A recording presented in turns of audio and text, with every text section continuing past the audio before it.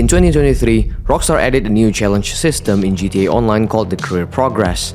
It presents completion goals across different categories with mediocre rewards at best. Well, they also have nostalgic attires to unlock after completing some of them, which is nice. But these challenges aren't something to be taken lightly. In fact, some of them almost made me lose my virginity because they fucked me pretty good. So today, I'm trying to complete every contact missions in Career Progress, but with only pistols and explosives. And by that, I'm playing as a guy in his mid-50s with 40 million bounty on his head, John Wick. Even though he uses other weapons in the movies, but his main thing is a pistol, so yeah, whatever, okay? I just want to cosplay as him. Before I can become John Wick, I have to start where every legend begins, at level 1, with nothing. The only thing I had is my dad, John Marston, and he kinda has a little resemblance to Mr. John Wick over here. Sorry, John Wick, more like Norman Reedus or Daniel Pine. Surrounding this hotel right now. I tried my best and GTA doesn't give us the perfect hairstyle I was looking for. Unfortunately, unlike my previous video, go watch it by the way, I couldn't restart my whole account to have a criminal career options. I didn't know it turned out like this because I already deleted my character twice, but it started right away with somehow 1.7 million in the bank. Now, fortunately for us, money isn't the main goal in this run. Let's begin the prep. Everyone has to start somewhere, and even John Wick needs a place to call home in Los Santos. A free modest apartment with a small 2-car garage, nothing fancy, but it's enough to establish his transportation needs. Then comes the essential piece, the car, a 1969 Mustang Boss. Well, in GTA it's Dominator GTT, and it doesn't come cheap. I'll try to make it as similar as the real ones with a little of my personal touch, but since I started at level 1, that means a lot of modifications were locked behind levels. Well, that actually hardly matters for now. But what actually matters is a selection of guns I can use. Several pistols are rank locked, including the AP pistols. I'll have to work my way up, but thankfully there are still a good selections of pistols I can use right away, like the heavy pistols and the heavy revolver. Oh, and also, silencer is very important. Using pistols only means I need more firepower, and that's why I bought the bunker. Well, not really, as this is a free bunker in the far Paleto Bay. Unlike my other videos, this time we'll be coming here a lot because I need to maximize my research to unlock the Mark II weapons. The purpose of the bunker is to get all the bullet upgrades, especially the FMJ, stands for Full Metal Jacket. Hell, I like you. You can come over to my house and fuck my sister. A quick explanation here, the bunker research gives you a random projects to work on, so you cannot pick which one you want to research first, and that will affect on how long I can finish the challenge, and probably a few $1 million down the drain. As John has the bare minimum of what he needs at the moment, he cannot wait any longer. At the same time, the high table also demands a like and subscribe. That of course if you enjoy the content like this. Alright, let's get to work. Same as previous encounters, I'll be starting off by Cluckin Bell Raid, but it's gonna be very different and not gonna be as easy as before. This introduced me to Vince Effenberger, the man with very personal vendetta against the fast food corporations. His missions become the Effen foundation of my first Effen career progress. We're effing falling asleep over here. Get us some effing coffee. Copy that. I'm on my way. Tier 1 and Tier 2 moved up surprisingly fast by just completing objectives normally, even with pistols, that only changed the difficulty to a small insignificant amount. John needs to warm up before the adrenaline kicks in, and within an hour, I finished a Cluckin Bell raid and got a 500,000 as my first paycheck. Remember, you can finish multiple challenges in a single run. I try doing this as efficient as possible, but I'll break down the certain challenges one by one, so the timer might get screwed in this video. Now it's time to tackle Tier 3 and Tier 4, and forget everything I just did to finish the whole raid. I was doing it wrong. But before that, let's visit the clothing store and complete the look. Because if you're going to suffer through dozens of missions, you might as well look professional doing it, and a black shirt is a definition of serious mode. Also, after the raid, it has 45 minutes cooldown, which is annoying, so John has some time off to chill and probably do something else. Might as well look for another way to make money because the research has to keep going. And just like John Wick himself, I'm a very impatient guy, and I want those bullets ready after finishing the Cluckin Bell challenge. Tier 3 gives you choices. Well, not really actually. You can complete missions using either a sneak approach or go loud, but to complete the challenge, you gotta play both. Here's the catch. You can only choose your approach during the final setup, disorganized crime. If you want the sneaky approach, kill all the witnesses there, wipe the CCTV, and do the rest normally like taking the card and sabotage the trucks. But for the loud approach, everything can be kept simple. Blow everything up, yes, everything and everyone. Get those effing kill without having a single remorse, take the card and leave. Don't mind the CCTV. For finale, there isn't much of a difference. If you go loud, then you still can kill everyone in the factory, but they keep spawning once in a while to annoy you when you try to get to the code. And if you go stealth, the enemies ain't gonna respawn once you kill them all, unless you get caught in the middle of it. Then you proceed to go loud. Okay, we're moving to tier 4. We got 3 challenges. First one is easy. Actually, you just gotta play the raid over and over again until you reach 5 million, so I'm not gonna talk about it. But the second one though, the 45-minute speed run. Now, this is where the fun begins. Since the top priority is speed, I gotta buy another vehicle. That is the Hakucho drag. Most people are relying on the SHW upgrade, but I'll tell you here, you don't need those upgrades. I only have a bare minimum upgrade and it's more than enough. John might have a different interest on bikes, but this one is for work. Before attempting the ultimate test, some practice is necessary. A few training runs to perfect the timing, memorize the routes, get those muscle memory down. Yes.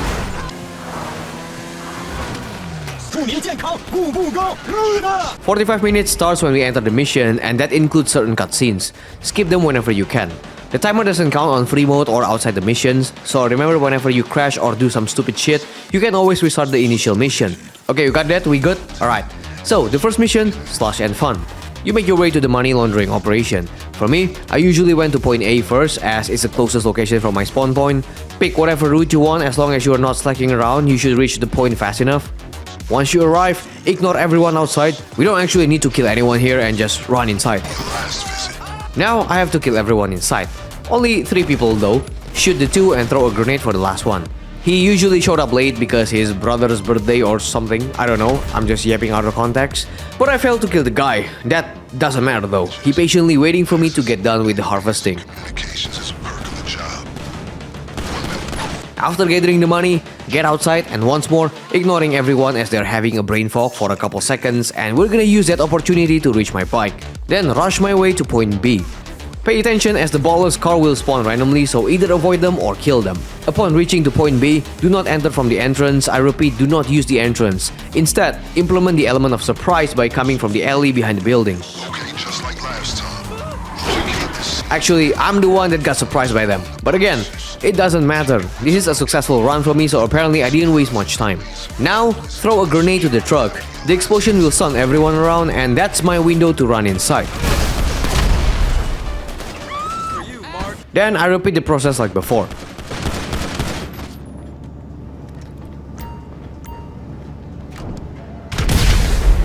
Again, the enemy will have a brain fog for a few seconds and I made my way escape. Easy run. Next, breaking and entering. This mission can be tricky, but I found a way around it. So in this mission you need to find a laptop and break into the terabyte. I prefer to go to the laptop first, always. Bring the bike to the pier and start shooting randomly. You can find the red dot on the minimap and that's the initial target location. The guy might be placed randomly every time you play this mission, but this method is very effective to spot him right away. Once I acquired the laptop, I made my way to the terabyte. Okay, now, the terabyte location is also randomized, but there are 3 fixed locations and all of them are close to each other. Since I'm only using pistols, it can be hard and very time consuming to destroy the drones one by one. So, it's time to utilize the explosives. Make use of the sticky bombs and match the timing carefully, so we can kill them in instants.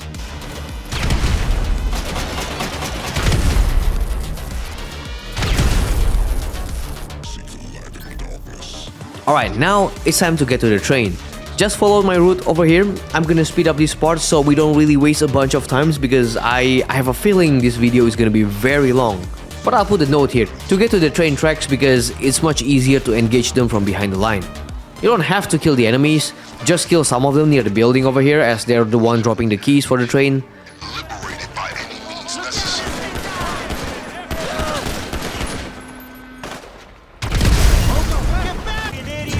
Now, we can drive the train and this moment used to be very easy, but for some reason I read a lot in this part while practicing before.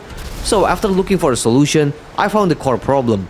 After I ram the chopper, I'ma get my gun ready because we have to shoot some people.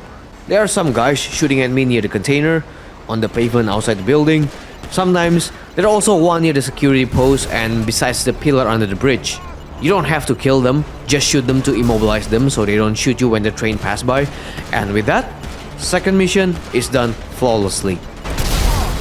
Equipments, mission 3. one of the easiest. There are 3 locations of weapon choices. If you want to complete the equipment challenge, you have to get all the 3 of them on the 3 different separate runs. But for the speedrun challenge, just pick A.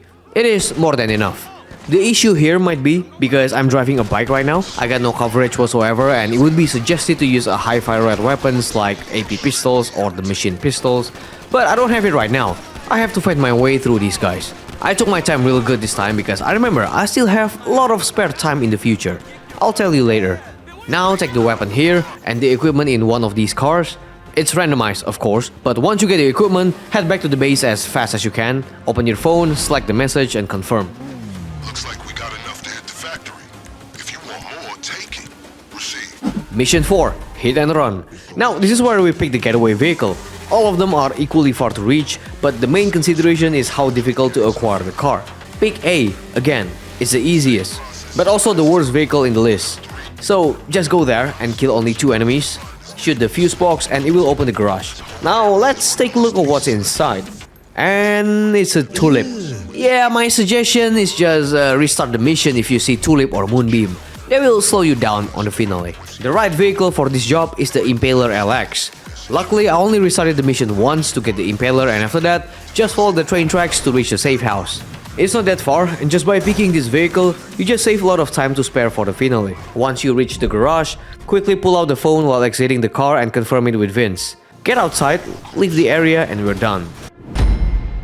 Okay, we're back to the disorganized crime, mission 5. Remember when you have to hack the vans? Well, you can kiss your goodbye to them. The goal is to find the warehouse by ourselves. And I hope I know this method a while back because it's so easy and fast. There are 3 possible locations of the warehouses, but I was hoping only for this specific warehouse, and there is one across the garment factory. Just follow this video and you will find it easily. But the question is, why I shouldn't know the rest of the warehouses? Well, rather than just move on to the next location, instead I just quit these missions and keep restarting until this specific warehouse lets you in, because this will save a bunch of time to spare. Once inside, you want to apply the stealth approach, and just like in John Wick Chapter 1, you went inside without getting detected and kill everyone. But unlike John Wick Chapter 1, I didn't get caught at all this time. But it doesn't matter if you get caught, as long as you kill them and wipe the CCTV, it's all fine. Now get the drill and look for the keycard.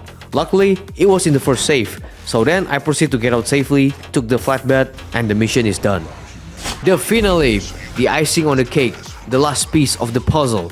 The fart at the end of the poop. Okay, so with the finale, it only took 10 minutes to complete and we're using the stealth approach, as this is the fastest way to pull it off. Remember, you have to kill everyone here, except one guy on the right of the entrance because he ain't gonna notice anything. And I have to mention the window in this mission is very forgiving, so if you didn't instantly kill the enemy, you can always shoot them multiple times before it triggers the alarm. Don't forget the extra gear your crew procured. Feel free to experiment. It should be in a dumpster to the right. Now, there is one enemy visible on the opposite of the door. Just take him down and proceed downstairs. It's very straightforward with the objective to collect all the cokes and get back up there and enter the warehouse. Now, some enemy can spawn at this point, but sometimes no one is present, so keep your eyes peeled on the hallway. Inside the warehouse, there are only 2 enemies here. Kill them and get the cokes. Same as the enemies, there are only 2 cokes and they will be in the same crates every time. Except, one of the crates in the middle sometimes got switched to the one on the right side, but yeah, it's either one of those options, but the first one is always the same crate. Now, as we proceed even further, don't forget to get the office key over here. There are only 2 key locations. The first one is right over here that we just got. The second one is close to the computer right here. Only either one will spawn. Now I went to the office while killing everyone along the way.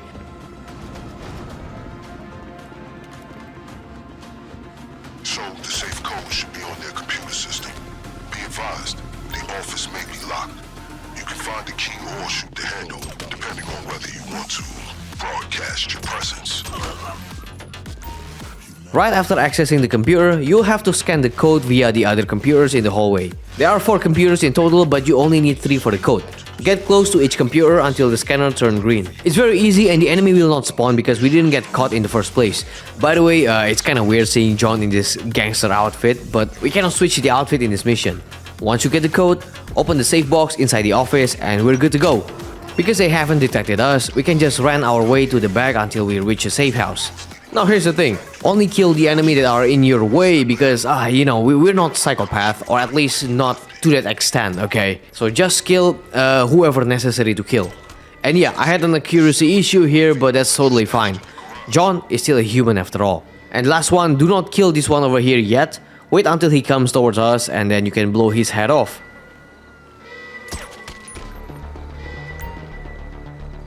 Okay, let's go to the garage right away, get the car and escape through the train tracks. Now you gotta be careful because there's a single cop waiting for you besides the train tracks. You can stop and shoot him from distance, but when I play this mission again later on, you can apparently just run him over and still didn't alert the cops.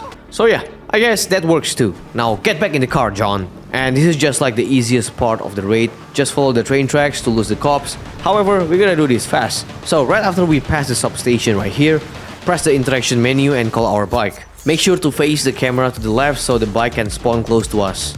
Then we can continue our journey safely. Just keep following the train tracks until you lose the cops, then make your way to Vince. Might not be the easiest speedrun, but it was still the easiest finale. As the end of the night, the last two challenges of Cluckin raid is to use all the 9 setup equipments for the raid. Each raid only uses 3 of the 9 possible equipment setups. This means I need to complete at least 3 separate raids to experience every single equipment type the game has to offer.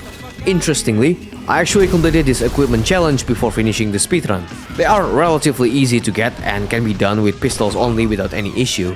However, there's actually one equipment that is unreasonably hard to get, even without my current loadout, and that is the military vehicle. Now, this vehicle was carried by a cargo bob and I don't have enough firepower to take it down.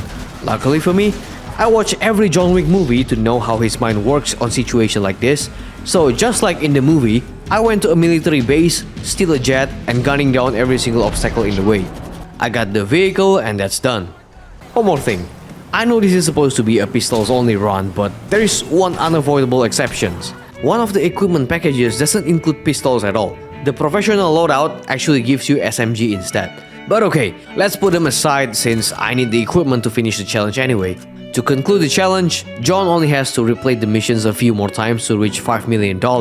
And each cooldown, he tried to apply as many side gigs as he could, ranging from doing bunker missions, resupplying the bar in the MC club, or probably doing any available job to fill that cooldown time. All of that for the sake of research.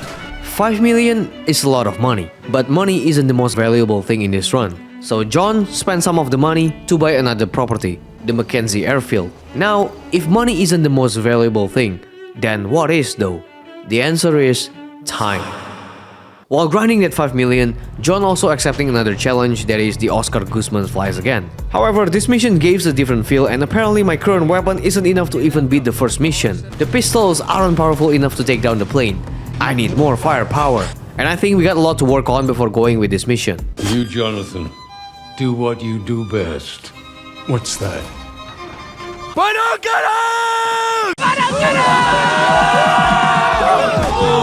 Meet Dex, your local medical consultant. Do you think having an almost 100% accuracy is something a normal human can do? No, of course not. But you might not believe me when I say a superhuman can be made. And they were made by substance. Actually, no, forget what I said. The reason why I meet Dex and play his mission because after completing his first mission, we unlock a place called the Freak Shop. Inside, we got a lot of things, but my eyes fixed to a specific weapon workbench. It's a beautiful sight and it's free. That's right, I don't want to spend a few $1 million to buy a MOC or Avengers. We'll be coming here a lot. Still gathering that 5 million for the Cluckin bell, but not only I got more money, I also reached level 33. That means I have unlocked the Magnum Opus. The stun gun. That cost 300,000 and they said inflation is not real. No, I'm joking. The Magnum Opus is the AP pistol. Only 5,000 bucks. I got sick of relying on every bullet. With this gun, I can just spray like using a rifle or something. I believe John will appreciate this as well. Since my research progress has been going slow and I haven't got a single bullet upgrades, I think it's best to try the AP pistol in an actual mission. And it was an actual surprise. AP pistol is enough to take down the plane. I still need some time to follow him and it took me a lot of bullets as well, but nonetheless, immaculate performance by the AP pistol. The challenge is doable. Let's do the tier 3 and 4 for the Oscar Guzman's flies again. Compared to the Cluckin bell, Oscar's missions has less varieties when it comes to the approach, but linearity only gives me more advantage to finish the challenge faster. And speaking about the challenge, Cluckin bell is done. As I wait for the cooldown, snorting the last line of coke and collected that $5 million. The whole operation took me 20 hours, including the cooldown time. Alright, now we're focusing on Oscar Guzman's flies again. Where does he flies, you might ask? To the tower. I did try to play on hard so I can get more money, and yes, it's also mandatory for tier 3 challenge. Well, actually there is almost no difference whether you wanna play on normal or hard. It's only gonna spawn more enemies down the line, and they shoot better, but they won't affect the majority of your progress, so you don't need to worry about that. But you have to remember, hard mode gives more money. Same with the Cluckin bell, we're gonna be focusing on the speedrun. Instead of 45 minutes, Rockstar is generous enough to give us 60 minutes to complete the whole thing. So John, this one might take a while. Prepare yourself. Mission 1, up and running. Play on normal, okay? So, this is the mission that I thought should be done by only using the heavy revolver with FMJ bullets.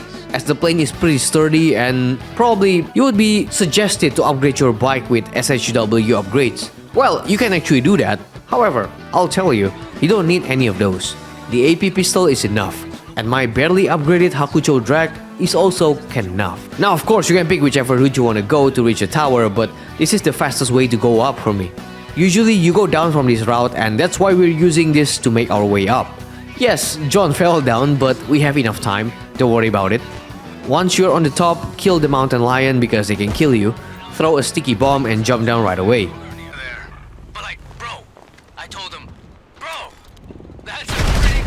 Whoops, sorry. A little amateur mistakes, but what's good about this is I don't have to restart. Keep going, jump down and follow the plane. Interestingly, I don't really pay attention to where I'm going, and surprisingly, I didn't fall from my bike and just continue normally. Now you want to pull out the AP pistol and start shooting. Ignore all enemies and just follow the plane. Compared to the FMJ bullets, this will take a lot more time, so be patient. Follow the plane and pay attention to the road so you don't hit anything you don't want to hit. To be honest, you can forget what I said about having a bare minimum Hakucho upgrades. I don't even use my own bike at this point.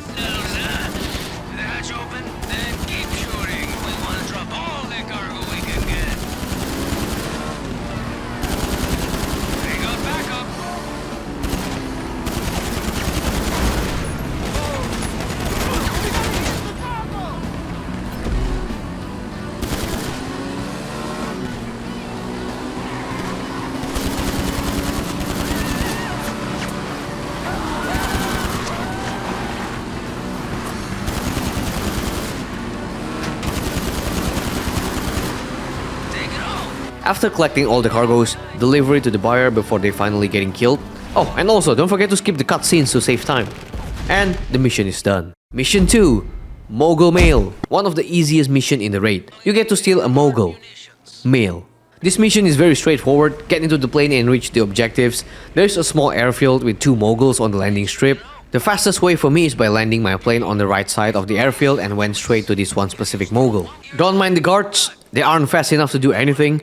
And now obviously you want to get out from here as fast as you can, but it ain't gonna be that easy.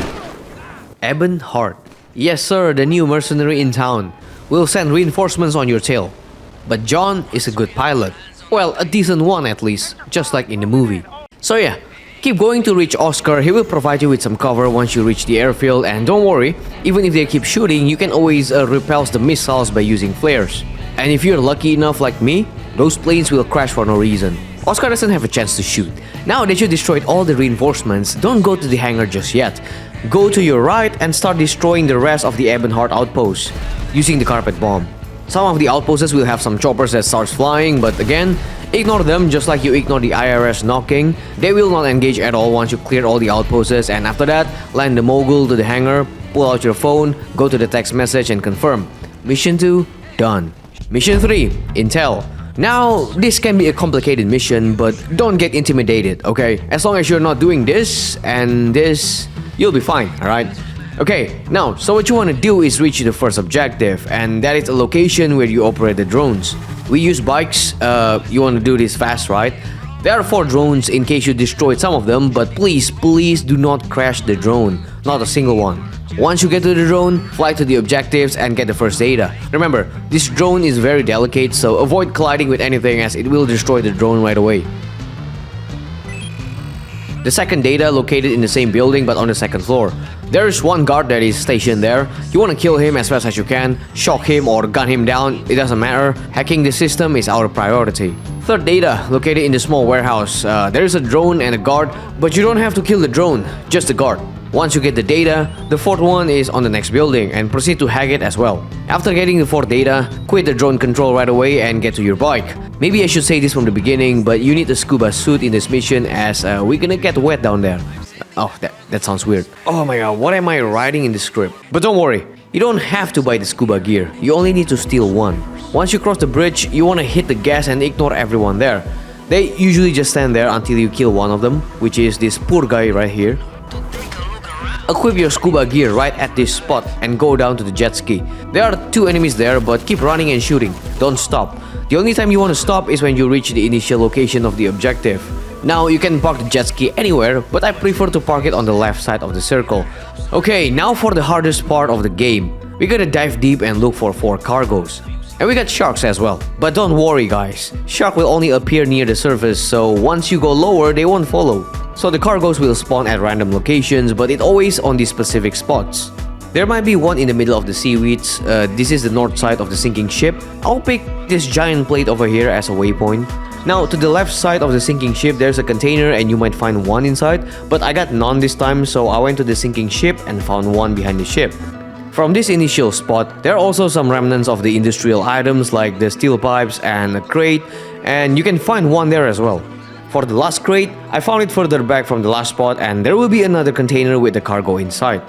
Once you get all of them, go back to the jet ski. Bear in mind you might have trouble finding your jet ski, as what happened to me as well, since the icon might not appear if you're too far from it, and if that happens, go steal some speedboats. Oh yeah, sharks. Avoid them. As you can see right here, that's what I'm saying. I'm also having trouble looking for my jet ski, but thankfully, I found them right before doing another criminal act. Now go back from where you came from. There will be a few enemies waiting for you, but you only need to kill some of them that are too close. Giddy up and left. You can actually follow my route through the irrigation tunnel as it is the fastest one to reach the airfield, and we're done.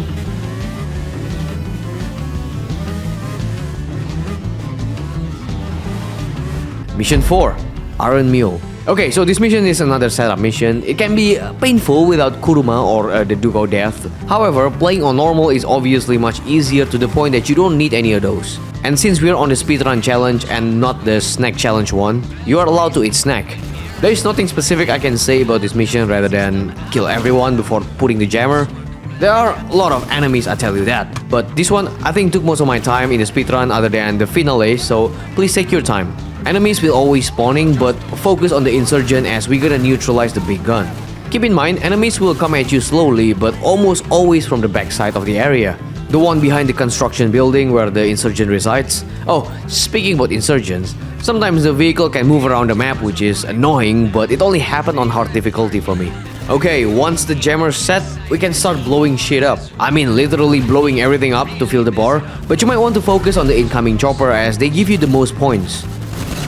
That's right, there are 4 Iron Mules available as backup and we only need one, obviously. But you might want to pick the bottom right one, not because I like the color or the pilot has a better haircut than the others, but because it's the one that conveniently easy to get. We can use the chopper as cover and mostly enemies wouldn't spawn behind us, so get that and deliver it to the hangar.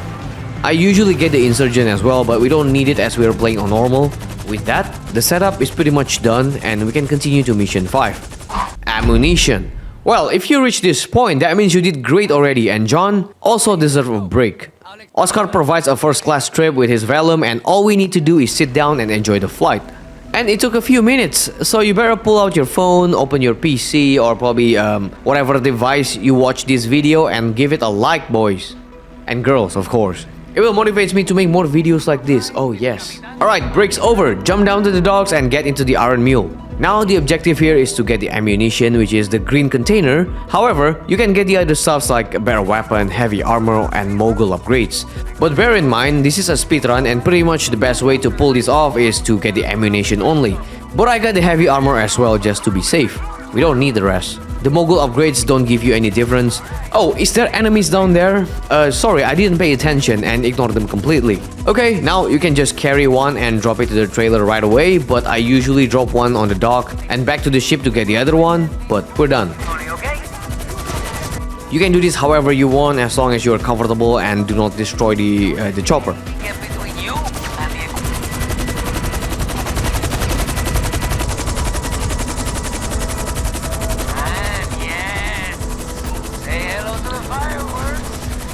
Alright, this is it, the finale, the Titan Job 2.0. I don't think I did well on the setup, but this is the run that beat the challenge. Right when the mission starts, don't forget to equip the armor on the left side, because you know we got the heavy armor, we gotta use it. Now get your ass inside the mogul. Oscar will fly the plane, and John, do what you do best. I know for like the second time I said I want this to be a pistol only run, but moments like this sometimes appears and you get a big gun instead. Sorry, guns? No. It's singular gun. Because we didn't get the upgrades and we don't have to actually. Okay, so we'll be flying and following the Ebonheart Titan, and our job is to shoot the Titan. This is a long ass unskippable moment that took 4 minutes. But you have to keep your eyes on the Titan because you have to keep shooting. There might be choppers or fire jets or even missiles from the submarines, but ignore all of them as they won't be able to destroy the mogul. However, once you pass the bridge, you have to kill the incoming planes. Why? Oh no, it's nothing, you know, they're just flying too close to me. Yeah, that happened to me a few times, but it's not something that happened consistently, so just to be safe, you want to take those planes down before going back to the Titan. After losing some health, the Titan will land to a designated locations and we have to jump down right away. At the same time, the Ebonheart personnel are gonna surround the Titan from every directions, but don't get intimidated, you'll be fine as you're playing on normal with that armor equipped. But keep your eyes on your health bar as well, don't forget to eat snacks and kill as many as you can. You don't have to kill all of them as usual, just the ones that are close to the Titan as you have to repair the engine. Usually it's on the right side. Once you work on the repair, they will keep shooting you, however they ain't gonna be as aggressive as usual, so take your time. If you're low on health, you can always pause and exit the minigame to heal and kill the annoying ones that keep shooting you. After repairing, it's best to just take cover and wait for Oscar. I didn't do that here as I was panicking a little bit. Now, the easy part. Oscar will drop the ammunition close to the Titan's door and that will cover most of the incoming attacks while you're refilling the guns. But don't get too comfortable as your back is still vulnerable like a girl walking in the alleyway. That's right, all you have to do now is fly the Titan and kill everyone that Oscar tells you to. The mobile operations are quite easy to kill, very straightforward. The next one though is the submarine. So, there is an important thing I have to mention. I play GTA on PC and I press F to enter or exit the vehicle. When operating the Titan, the gun camera has the same button to operate. That means when you're exiting the camera, there is a probability that you might also exiting the vehicle. And yeah, that happened multiple times before. So I gotta tweak the key binding and mapping the exit button differently this time. Alright, back to the submarine. We need 6 shots to destroy the submarine and there are only 5 rounds in a single bombing run. So what we have to do here right now is to get close and try to maximize the camera angle so we can kill it in a single run.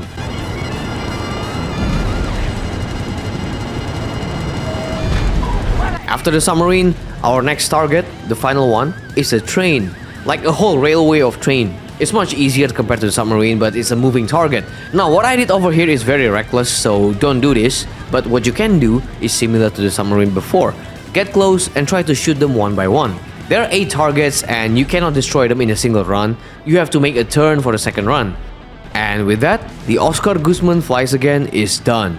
Go to the Mackenzie airfield and the neat part, we don't have to land the plane manually. And all of that is done in less than 60 minutes. Well, I do a lot of restarts obviously for certain setups, but with bare minimum equipments, this is very doable. Same with the Cluckin bell before, the 5 million will be a long and tedious work, so we'll have something to do in the meantime.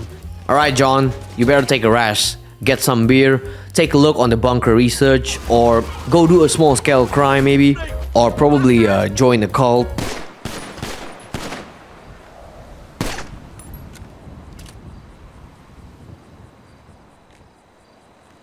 Damn.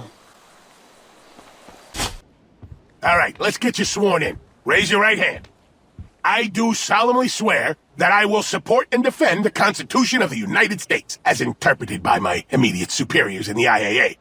My duties may include interrogation, phone tapping, suppressing reports, inventing reports, paying bribes, taking bribes, the trafficking of drugs and arms, the misappropriation of funds, and lying to the American people whenever strategically necessary. So help me God. John, I say the cult, not the government. But okay, alright. The next challenge. We'll be tackling the Operation Papertrail by Agent ULP from the CIA. Yay! We played this mission before in my previous videos, and it could be a hard and painful journey if you don't know what you're doing. And I didn't know what I'm doing at first. We have different types of challenge starting from now on. Tier 4 presents an 80% accuracy challenge alongside with less than 50% damage taken. The good thing, you don't have to do all of them in a single mission run. But that's what I'm trying to do, as we have to finish this with the most efficient way possible. Mission 1. Intelligence. While grinding for that 5 million, John tackles the IAA shenanigans without any issue. Well, at least for the first mission, since it's pretty straightforward. Get inside the FIB building using the disguise as a cleaner. Well, I lose my 50% challenge right away because of this dumbass over here, but you can always replay the mission.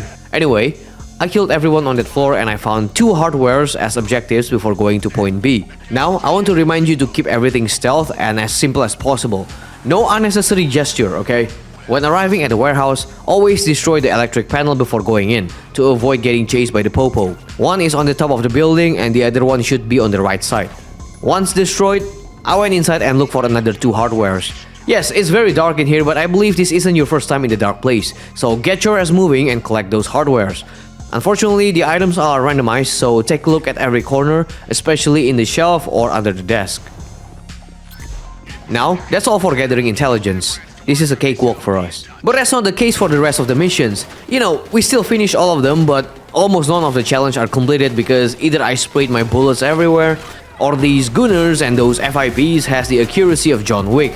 The irony of the situation. John, come on, you gotta prove you're the real one here. In most situations, we're placed in circumstances where I cannot get a better cover or using my own protected vehicle, like the Duke of Death. Yes, I bought the car for missions like this. It's actually free as well. Duco Death. But I was underestimating the whole thing and apparently I struggled on the last 2 missions. Even playing on normal is not an easy thing to do. Or probably I was just suck. John, please do your thing properly. Oh look, my first bullet upgrades is ready on the stock. FMJ might help me destroying vehicles real quick, however, against foot soldiers, that might also work as well, but probably not against a juggernaut. I don't know, I don't feel any difference. After studying the whole mission and while at it, completing tier 1 and 2 at the same time, it's time to get serious. No joke this time, because tier 3 and 4 is on a whole different level. Well, actually not all of them. Mission 1 is still the same even on hard, but mission 2, however, can be difficult. So the idea of 80% accuracy means you have to shoot and hit the enemy for 80% of the time. However, if you're not shooting at all, it's still counted as 100% accuracy. And we will surely use that information effectively when the time comes. As for now, it's just hacking until we get inside a small apartment and inhale the whole Nova 6 to our lungs. But you know the theory of John Wick cannot die? Surely he came back to life and disarmed the bomb. The puzzle layout can vary, but the goal is always the same: destroy the blue marbles. Remember to take your time as we're not speedrunning anything right now. After that, ULP has a bright idea to take the van, so we have to bring this van to the lockup. However, the whole place is already surrounded by cops and FIBs, so I thought the best route is through the sewer. And reaching that location, I went through the back way and followed the train tracks. Probably, it wasn't a great decision. I forced to use the AP pistols and potentially sacrifice my accuracy, but I'm glad I hit them on the spot. Now, actually, I forgot where exactly the sewers, so I went through using regular road through the highway. This is very risky to say the least, as the road was pretty crowded and the cops shoots like a maniac, but I guess I'm lucky enough to evade them and finish the job, keeping my 80% and 50% challenge on point. Also, I went on another run later on for the snack challenge, and I found the optimal way to get away from the cops. From the initial spot, turn left and keep following the road. Even though I think I made the mistakes here, but I reached the sewer and went inside the tunnel. This is the exact path in the Cluckin Bell when we stole the train.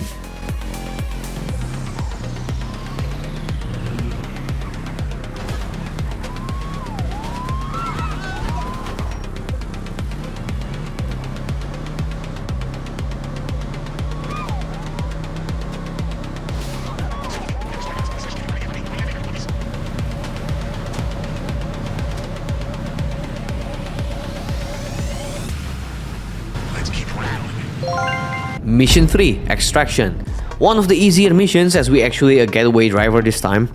ULP told us to find Agent Johnson, and by the GPS we got from her car, we can find her location. We will be in the middle of the crossfire, so I get my trusted steed, the Duke O'Death, to prevent us from getting hit. Obviously, as you guys know, you don't need to shoot a single bullet this time, and the Duke will protect you 90% of the time, so you can get that 50% damage and 80% accuracy challenge right away. However, the Duke's front sight is pretty exposed. If the enemy was too close to us, you better be careful. But regardless of the issue, we did it quite easily. And Mrs. Johnson over here is safe.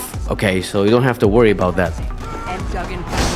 So at some point, I unlock the rest of the bullet upgrades. Spoiler alert, I don't quite use all of them frequently, but the FMJ is the most useful one so far. I tried it on the streamer on Oscar's first missions, and yeah, you know, it's better than AP pistols in this case. Speaking about Oscar's missions, I beat it one last time and we finished the 5 million challenge, completing the Oscar Guzman career progress in 22 hours. And also we got his outfit as well, that's cool.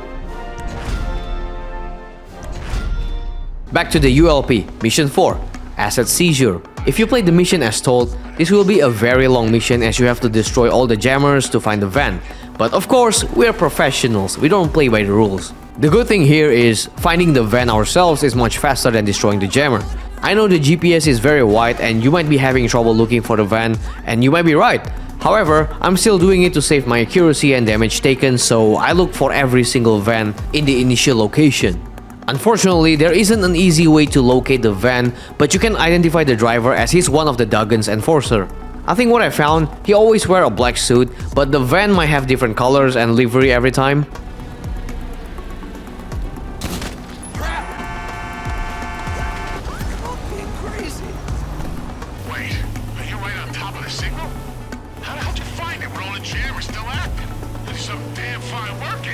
I know, right? Exquisite performance, John. Okay, now, the hard part is delivering the van again. Yeah, I don't know why every time we deliver the vans, man, like everyone just went crazy. I failed the 50% challenge a couple times as the enemy will spawn a few minutes later after you pass through this location right here. My suggestion is go find a way to avoid the main road. But this van is not built for off-road and we might have trouble sometimes along the way, but this is, I can say, is the safest way to reach a safe house. Ignore everyone if you want to save that accuracy, but if you have to shoot, like this annoying chopper for example, do it precisely. Mission 5, Operation Papertrail. This is the hardest mission in the whole challenge. Well, second hardest I would say. So the thing with this mission is you have to do it the way Rockstar wants you to. There is no shortcut.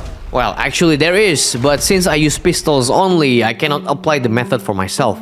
But that's okay, it's still doable. What you need right now is patience and a good normal mental state. And might probably precision as well. And also, you gotta memorize every single enemy location. Basically everything. There is no easy way, and I failed a lot. Sometimes I got hit along the way to the next locations, even inside the Duke, so I think I need more protections. I sold my bike because we don't have any more speedrun challenge and used that money to buy a Kuruma. Better protections than the Duke. However, obviously the car doesn't help me with the shootout sections, and after multiple hours and I keep failing, I call it quit for now and continue to the last mission. The cleanup. You might know the Juggernaut was the biggest issue before, but it's not them this time. Or at least, they're not the primary obstacle I would say. It's the chopper at the end. But let's not get ahead of ourselves. Since recording this video takes a lot of time and I have to stream as well at the time, I thought streaming it isn't a bad idea. So the mission starts by going to the silo from the Doomsday Heist. Inside, our main goal is to turn on the electricity to destroy the remaining data of Clifford. But first, we gotta collect 4 fuses to turn on the light, while killing the rest of the dead Juggernauts. Yes, they're dead for now, but they might come back alive later if you didn't kill them. I used the heavy revolver with FMJ bullets for this, as it can kill them with 3 to 4 shots only. The fuses locations are pretty much randomized, but they always gonna be between the panel and the red door. Speaking about red doors, I throw some sticky bombs as there are a few jugs behind it, so I want to kill them beforehand. There we go. Once the lights are up, there will be a few more Juggernauts in the main lobby, but something was off. For some reason, the Juggernauts on the upper floor were alive even before the hacking. But we are professionals, and we gotta find a way around it. So it's time to show you guys the marksman pistol. I use this pistol this time as it has more narrow sights, so I can use it to kill the jugs from the gap on the railings. And also, it has similar firepower to the heavy revolver. Quite surprising actually. There are 4 juggernauts on the upper floor, and you can kill 3 of them quite easily. However, the 4th one, it's best to get to the other side from the ground floor. Ah, nice, okay. Humanity is failing? Exactly.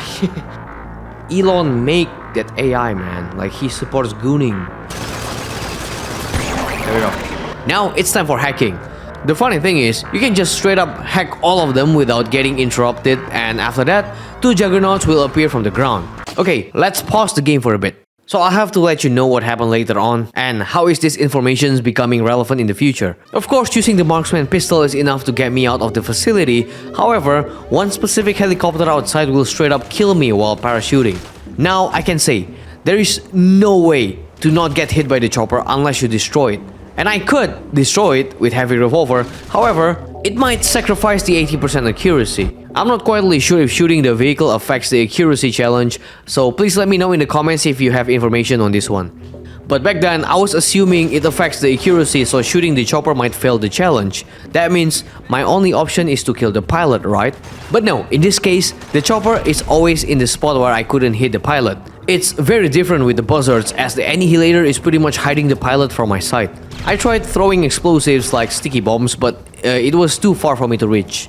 There is only one time that I was able to shoot the pilot, but this angle can only be achieved if I got killed once, which I couldn't let that happen because it will fail the challenge right away. So unfortunately, I have to pull out from the missions and use other weapon that is not a pistol, a compact launcher. Why would I pick this one? Because this grenade launcher has a pistol handle that makes it a pistol, so technically it's a pistol. It's a cop-out at this point, I don't care.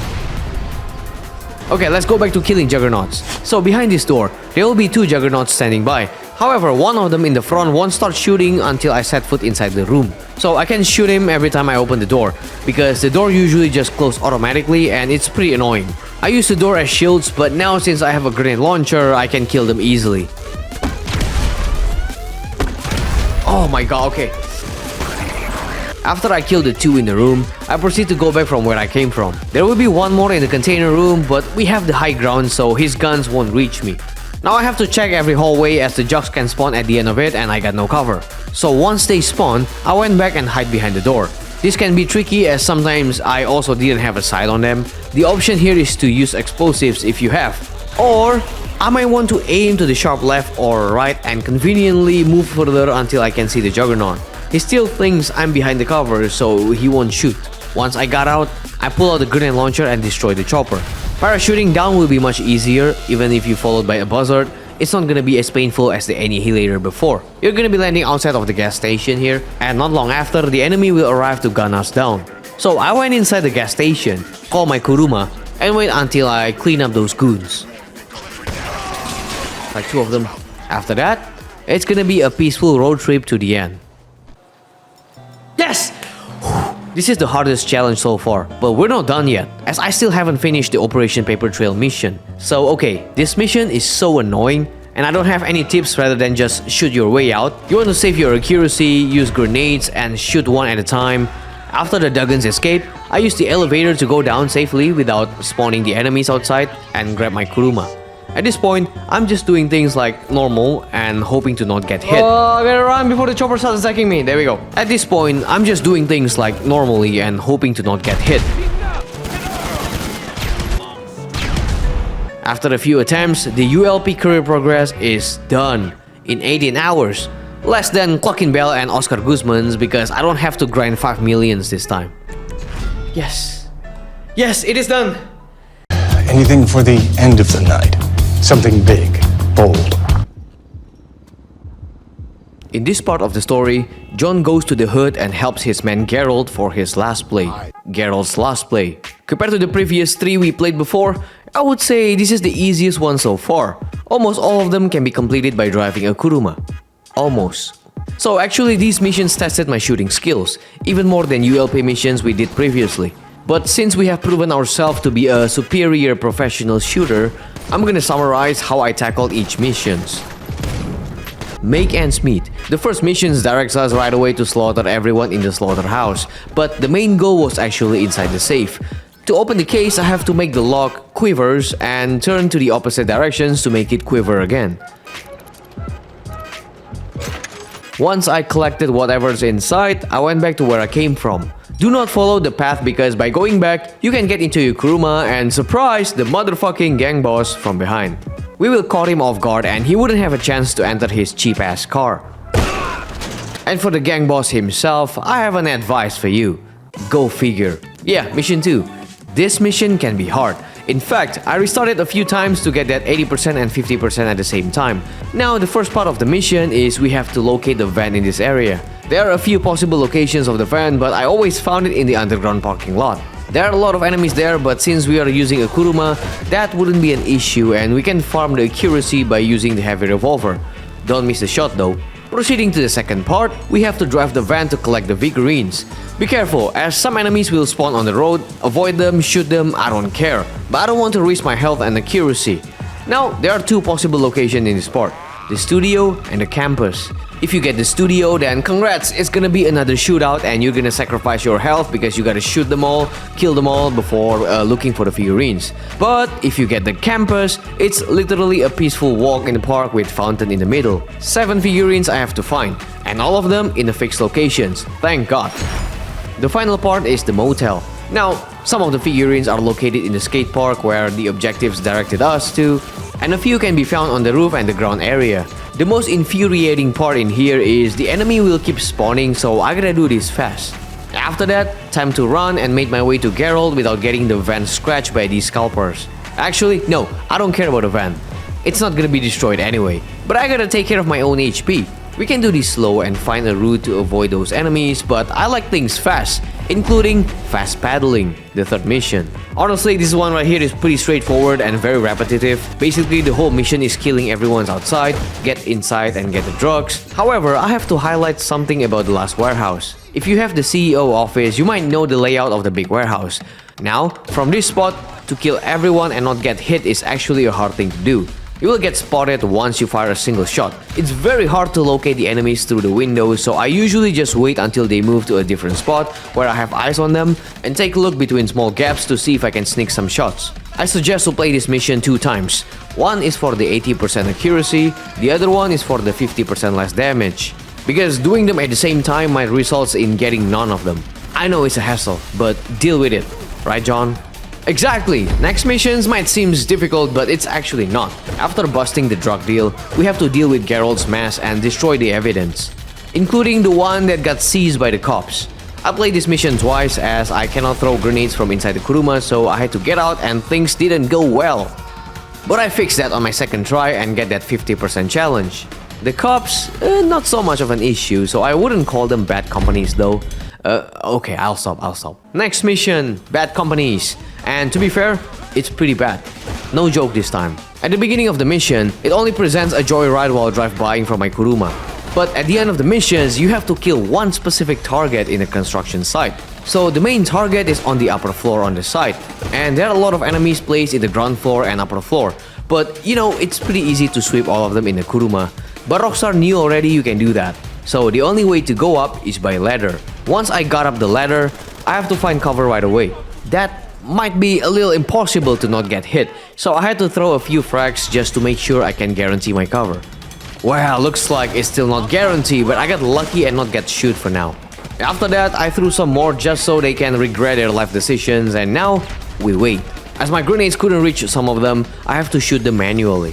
If you're still going for the accuracy, use a single shot weapon. If not, go guns blazing as long as you can kill them fast enough. I genuinely think it's a hard mission, especially to take down enemies on the right because my grenades get blocked by those steel frames. But after slowly killing them and restarting the missions because I failed, I finally killed the guy and took a picture to send it to Gerald and post it on Twitter.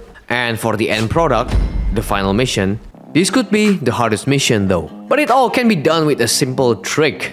That's right, kuruma. But you need more than that actually.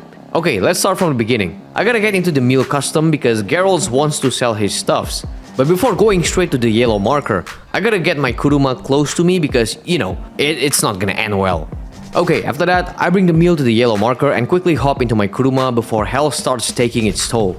As expected, things isn't going well, and the balls will start appearing and rains fire to me and the mule. I don't care much about me as I'm pretty much in my safe space right now. But the mule is very vulnerable and basically getting attacked by every direction. Since I'm using the heavy revolver for the 80% accuracy, I couldn't kill most enemies fast enough. But I tried to prioritize the one that attacked the mule. There are also some annoying snipers that you might want to take down. At some point I noticed my mule is almost getting wrecked, so I tried to move a little bit to gain attention from these people before shooting them down. You know, I don't quite know if this works, but if you move a little bit, they might switch their attention to you instead of the mule, so yeah. With that method, I successfully saved the mule with only a few amount of health left. But I still bring the mule to the buyer before getting stopped by the ballers once again. However, this time I can kill them from afar and finally finish the mission. After all that, Gerald's last play is definitely the fastest career progress that only took me under 5 hours to finish. Shocking. As you guys might know already, John has a deep connection with his car. Even right now when we haven't used it in a while, he still takes care of it. And the best thing about the car, he didn't buy the car from Simeon. You fucking racist! However, due to certain circumstances, we have to work for him. Oh god.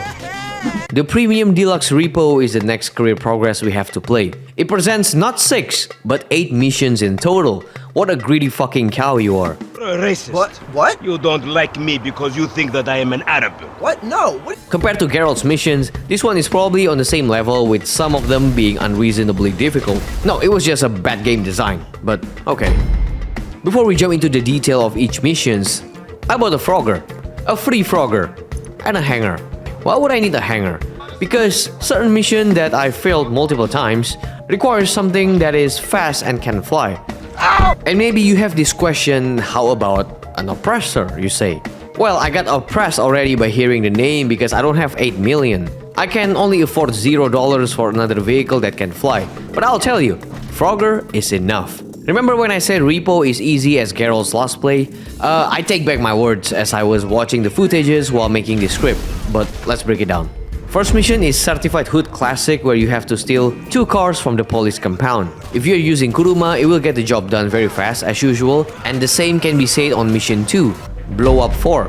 Again, for the millionth times, I'm bringing my Kuruma, but right before entering the warehouse, I got out from the car and went inside. The reason you want to do this, so once you got out, you can actually get inside the car. If you hit that yellow marker while still inside the car, the Kuruma is gonna be nowhere to be found later on. The rest just do what you do best, John. But use precision pistols to save the accuracy. The reason I used AP pistol instead was because I didn't care at the time. I thought I just can redo the accuracy on hard. Mission 3, Sasquatch. I genuinely think this mission is pretty boring and basically you just explode a bunch of vehicles using the size of this thing. But I still think the fastest way to pull this off is by using grenades or sticky bombs. Okay, now let's talk about the real shit. This mission is not the shit, but it's a shit mission. It's called GTA Today 2. Very creative name and very creative mission, where we tasked by Simeon to, again, steal some cars, but the catch, it will be limited to 15 minutes timer, so fuck that. And guess what? I failed. Because you need 4 cars in total and each one of them either fully guarded or slow as hell.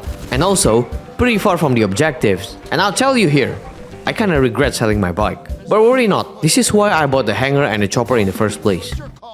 Okay, here's how I pull off this shit-ass mission. So there are 4 cars you need to get, but at the very beginning, Simeon only shows 2 cars in the map. The first one is a Sentinel Classic in the hood, and right after I kill those people and steal the car, I call the Frogger to acquire the second one.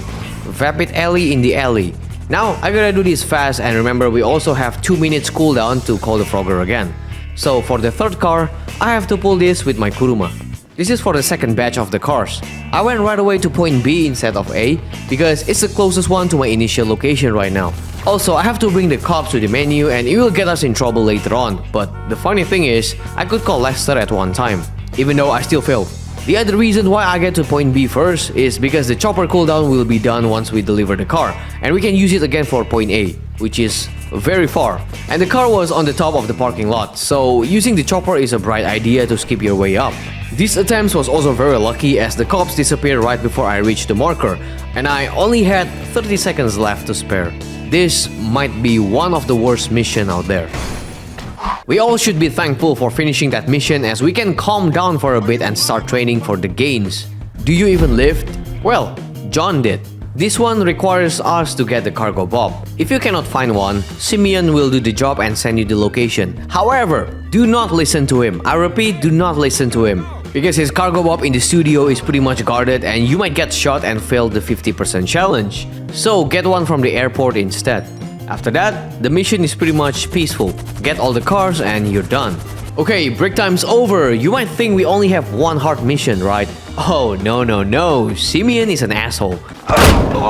So, the next target is to get an RV. But not a regular RV, it's a briquette.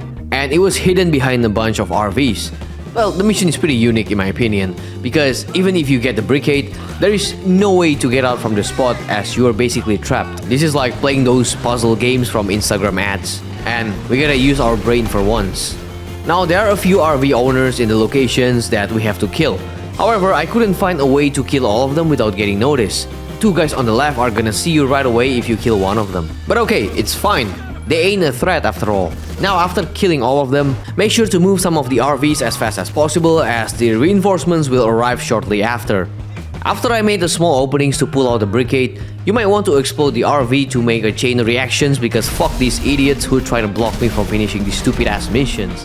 Once you got out, just avoid the main road as usual and you'll be good. Done. I don't want to play this mission again. Burn rate. Well, for the first time ever in GTA Online, I have to drive a fire truck. Bear in mind, the fire truck is not fully protected, obviously. But I didn't get hit much from doing this, and also keep focusing on killing the fire and ignore these gangsters on the streets. Save it for later, we can kill them pretty easily. After extinguishing all the fires, kill all the gangs, I prefer to do it inside my car. So, Kuruma there is. Okay, Simeonomics, the final mission. Yet again, we have to steal some cars. Very creative, and the idea of innovating a fresh new missions is top-notch by Rockstar once again. Well, what do you want me to say? Do it with Kuruma? Yes, that's it. After finishing all of the missions, I replayed each one of them on hard and still got stuck on certain missions like GTA Today and the RV one. But for some reason, I lost control of my cargo bob and failed the missions a couple times. But in less than 6 hours, I managed to beat the Tier 4 challenge. So, that's it for the Premium Deluxe Repo by Simeon. The world of killing and stealing is very exhausting. We turn the value of human life into something trivial. But the real question is it something more valuable than money? John might not have the answer to that question. But 1 million is 1 million, a job is still a job, and career progress is a challenge needs to be done by only a person with sheer determination. So let's get your ass up and start working. The Madrazo's dispatch is a job from Martin Madrazo. We are now working as a hitman. As usual, of course, but for Martin this time. There are 6 dispatch missions, and I'll tell you, you do not underestimate them. Dispatch 1. Our target is conveniently inside the police stations and located in one of the cells. Of course, the main entrance isn't our option, so I got a chopper to sneak inside through the roof entrance. Now remember, once a bullet got out from the chamber, the whole station will be on the red alert. No matter if I use a silencer, they're always gonna get detected right away. So what's the solution? Very simple. I'm just shooting my way down there to get to the target. As usual, to maintain the accuracy, either use heavy revolver or utilize grenades even more. Just make sure I can go down there safely. Now we have to deal with everything fast enough before the news respawn, and still have a window to get up there and get away with the chopper. We got a man down. I lost all my armor right now, so I don't know if this still counts as like a 50% damage, but we'll see. Yes! There we go, 50%! Dispatch 2. Do you know these locations over here? It's the Meriwether HQ. And always remember this place, because every time a mission located in these cursed docks, it's always a hard mission. And guess what? I keep failing. Not because I died, but most likely because I couldn't find the best way to get that 80% and 50% without getting shot on my way out. Fuck you, I hate this mission. 80% accuracy is still totally doable, obviously. There are a bunch of enemies from the start to end, so we obviously can work ourselves from beginning of the mission. But the 50% damage though, oh ho ho.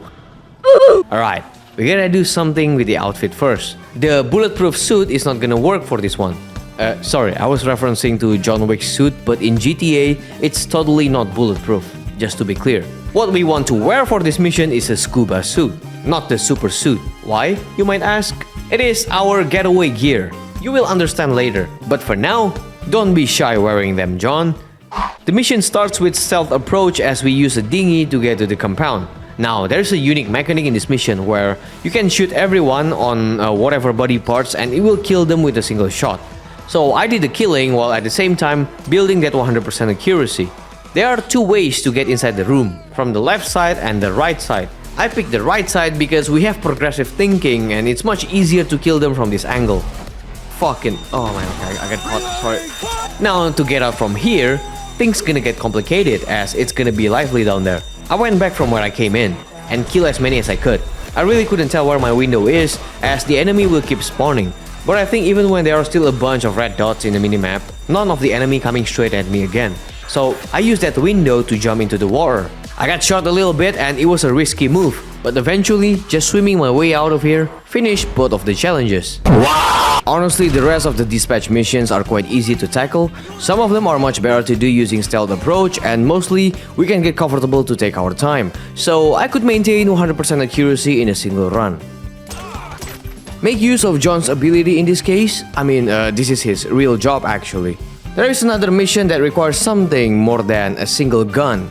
That's because we have to deal with a flying chopper. I tried to kamikaze my way out of this guy, but obviously it was a stupid idea, so I had to pull off a classic move once again.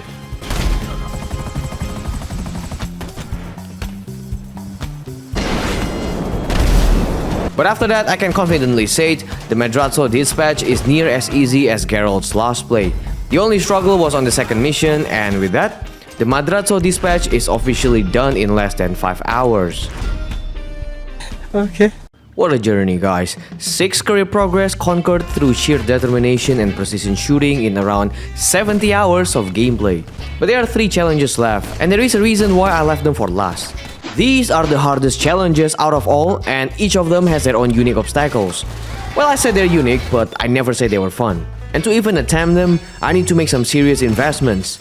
A yacht, an Avenger, and a trusted teammates. That's right, at some point I have to jump into public lobby and once again, protecting my brain cells from reducing into a smaller amount. But let's not get ahead of ourselves and start with the essential. Money. I spend a lot of hours and I really mean that. Since I cannot do Dr. Dre's contract or any heists in general, my only source is Cluckin Bell and Oscar's missions. The only reason I refuse to do other things is obviously because I gotta spend some more money to buy properties.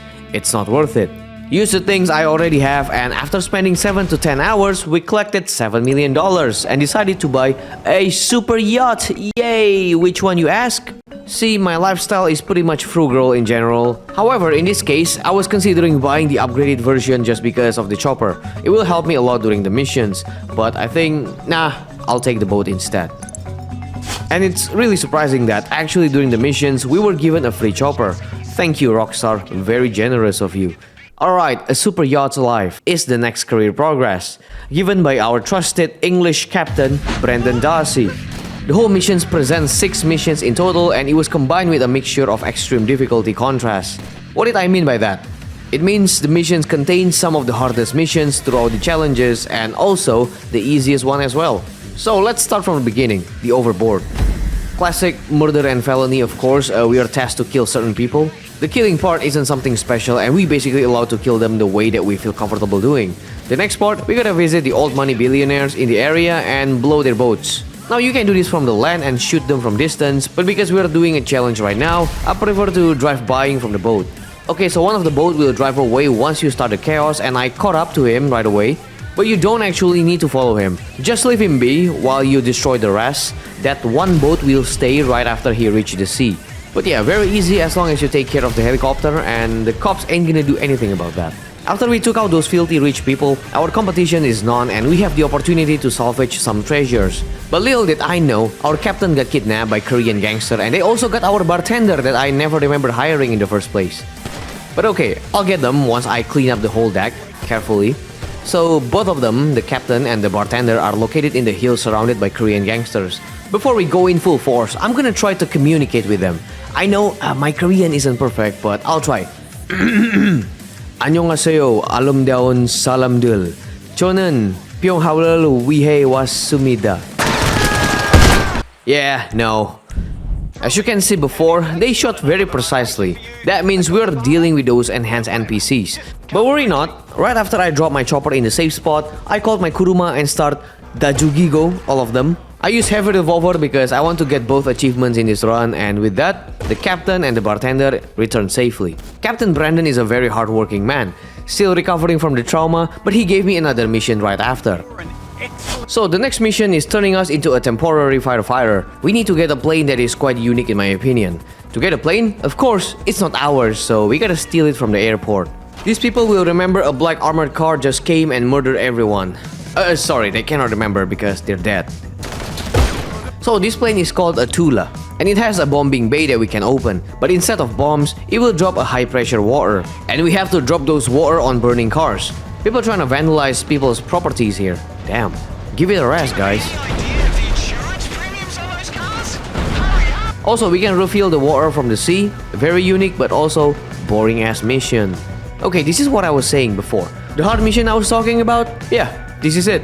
So, in Icebreaker, the only goal is very simple. Destroy the AC units. I don't know what's the reason behind it, and I'm not interested in knowing as well. So, while I went there using a chopper, I cannot see any safe spot to land. If you're going for the 50% damage taken, you can kiss a flying goodbye, because whenever you go, whenever you land, they will shoot you right away whenever you step foot on the helipad.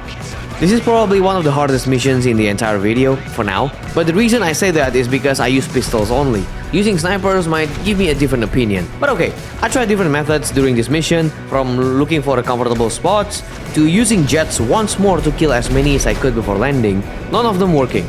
There are also choppers that will appear right after I destroyed 4 AC units. This honestly feels a little hopeless. I decided to finish the rest of the missions and then come back. So, it's best for me to finish the 80% accuracy before taking the less than 50% damage. After a long ass attempt, I finally found a way to beat the mission. I circled the building a while back and found a good landing spot on the building across the one with helipad. Now, I have to land on this specific spot, so the chopper wouldn't get shot because I need it for later. Obviously, I also memorized the enemy locations already, so before doing anything, I try to kill some of them beforehand. Usually you will get spotted right away, but if you follow what I did here, you can keep yourself hidden for a short period of time before getting spotted. Of course, using a pistol is very unoptimal, but you would be surprised that most pistols have insane range.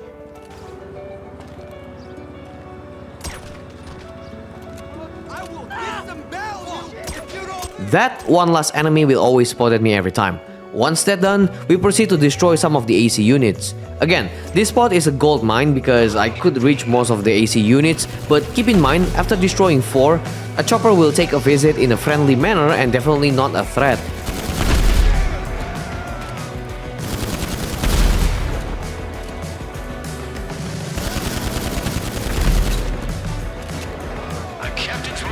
If I took cover over here, the chopper won't have a chance to shoot because his gunner couldn't reach me from the side.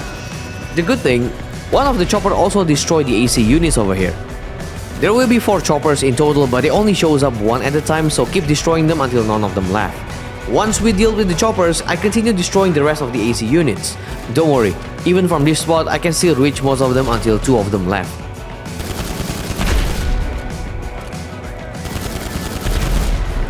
Now, I usually failed on this part because I went by foot to reach those 2 units. But right now, thanks to this chopper that's still intact, we will fly once more to another building west side across the street. I never expect just by shooting everything from here actually makes me not to step my foot on that cursed helipad. The enemy on the helipad will stay there, but there will be some more coming from the streets and they will keep spawning. Also, this building has ladders to reach the roof, so they can go up here and things gonna get chaotic, so we gotta destroy 1 unit and skedaddle to the chopper right away. The last one is pretty complicated, so originally I couldn't reach these units unless I manually make my way there. But there's a good spot on the top of the factory right here. However, doing this will sacrifice the chopper. We can only do this once, and if I failed, I gotta restart. So after landing the chopper, I dropped down from the ledge and abandoned the chopper. At the end of the pipe, I took cover on this steel house or whatever it's called and shoot the unit. Now, because I couldn't use the chopper anymore, and we don't need it anyway, I jumped down using the parachute I got from the chopper and called my kuruma. Kuruma is pretty much essential to kill everyone before I could reach the truck, but it was spawned at a very unsafe location, so I made my way to the car while keeping my guns ready. Luckily, there wasn't many Kangpei on the streets, so that's that. Now from this point, just pray we didn't get hit enough to lose the challenge. Luckily, the streets was being kind to me and I delivered the truck safely. That's for the second hardest mission. For the hardest mission is Bon Voyage. This mission is so horrible, I feel sick just by watching the footage. I thought at first this whole ass mission relying on RNG as there wasn't anything much we can do besides shooting and taking covers. But the more I replay the mission, the more I realize most of the stuffs are scripted, so that means I can just memorize the enemy spawn point. But before we break everything down, let's lay out what kind of annoying passes we're dealing with. So we got Chopper as our first encounters, and most of the time, 2 Korean gangsters will rappel down from the chopper, so we got some infantry units as well. The other thing is the speedboats. There are a bunch of them surrounding the yacht. What makes this mission infuriating is not only because it's dark. I mean, that's part of it. But I think the boats are more of the bigger issue to deal with without homing launcher. But let's break it down from the very beginning. Bon Voyage starts with unfortunate event right away as we're caught in the middle of the storm, and adding insult to injury, the power also died. And you think that's it? Of course not. The enemy will start surrounding you from the back of the ship. Now the whole objective is only defense and survive. And I suggest you all to not move away from this spot unless you have to. There are a few enemies arrived with the boat, I think, and they are taking covers below the deck. Throw a few grenades to get rid of them, however we gotta do this fast because 2 of them can climb the deck if you didn't kill them fast enough. Now at this point there are 2 choppers standing by. One will be waiting to kill you and the other one is dropping the squad. What I do here is I wait for the chopper to be on the idle positions to drop those guys and then shoot the back propeller and they'll all be dead. The other, I just have to aim for the pilot. Okay, so by doing this, I thought I might sacrifice the accuracy, but as I said before, I'm not quite sure if hitting the chopper still counts as 100% accuracy, because I beat the 80% accuracy challenge by doing this. In a short period of time, more choppers will be arriving, so I took cover and maintained my positions to pick on the propellers. Once I got rid of the choppers, now we can take out those boats. And at the same time, if I get a chance to kill some guys on the lower deck, I'll pick a little bit to see if I get any visual, and if it confirms, I'll shoot their foot until they're dead. So it's really dark and quite hard to shoot the driver since the boats are getting swept by the wave every time. But to deal with them safely is just wait for them to get close and throw a sticky bombs.